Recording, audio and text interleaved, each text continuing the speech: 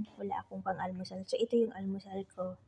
Lutuin ko siya sa tanghon, pero lalagyan ko siya ng malunggay at saka onion para iwas tayo sa basta.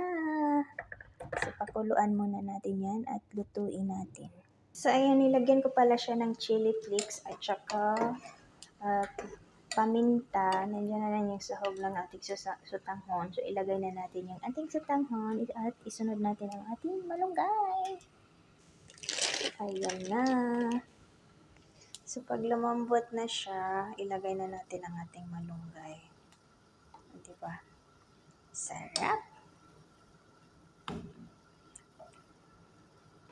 So, luto na ating sutanghon. Ilagay na natin ang ating malunggay.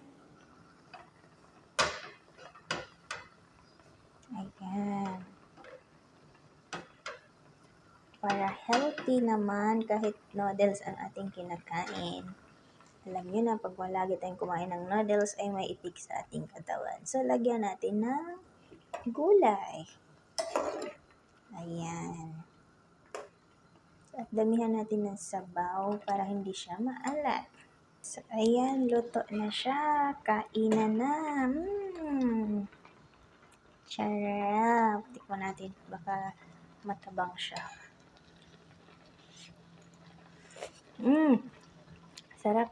Okay, lagyan ko pala siya ng hubos regag. Regag sa Arabic. Dry crepe. So, ayan. Masarap to siya sa sabaw. Lalo na sa sabaw ang bread. Ayan. Para healthy talaga siya. Diba? Iwas gutom mo yan. So, ganyan lang siya. Mainit masyado. So, thank you for watching. More follow po tayo for more videos to watch. Pa-subscribe na rin.